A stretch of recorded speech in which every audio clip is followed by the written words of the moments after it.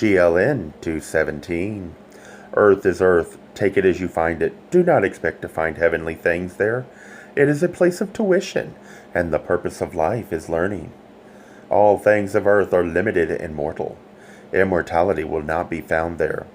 When the things of earth have fulfilled their hidden purposes, each passes away, returning to the dust from whence it came. Do not expect to find heavenly things on earth. It is a place of learning, and not all lessons are easy or planned. And the way I translate this would be, earth is like a nursery or a preschool where we learn how to behave. GLN 218. Behold, in the days to come, truth shall be unfolded to all peoples, revealed in a degree and manner which will accord with their needs and capabilities. It will be passed on from generation to generation, and from man to man. The purity of its flame will accord with the quality of the oil of spirituality with which it is fed and replenished. Hence, there will be many differing degrees of purity and revelation. The food which one man enjoys may sit heavily on the stomach of another, yet it would be foolish to say that the food enjoyed by one should become the food of all. So it is with the spiritual things which men believe. Truth will be revealed in accord with needs and capabilities, meaning that if you haven't learned from the experiences you've had, you're more likely going to repeat them until you do learn them. It will be passed on through generations. Its purity will depend on quality of spirituality as fed. To me, this is referring to hypocrisy, where you say all the right things, but you're continually doing whatever you want, and it has nothing to do with what you're telling people. GLN 219.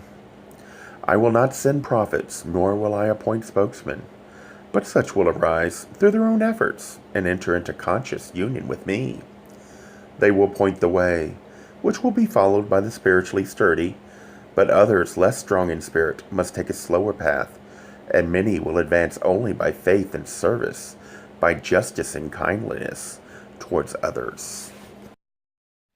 He will not send prophets or appoint spokesmen, but they will arise through their own efforts and enter into conscious union with him.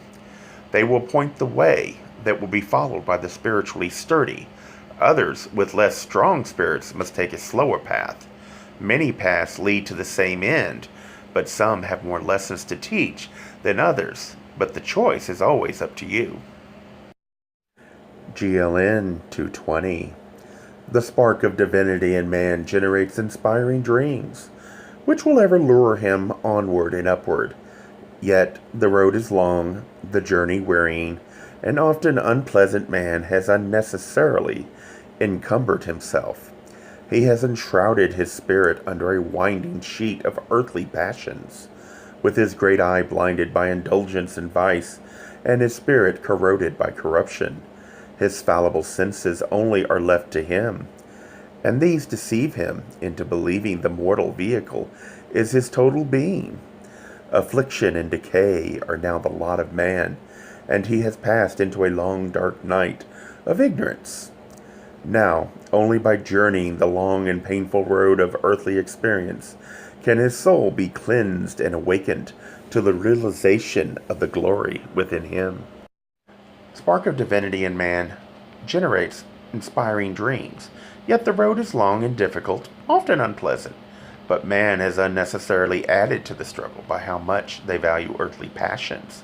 The great eye, having been blinded by indulgence and vice and corruption, cannot see the big picture, only what is in front of its eye.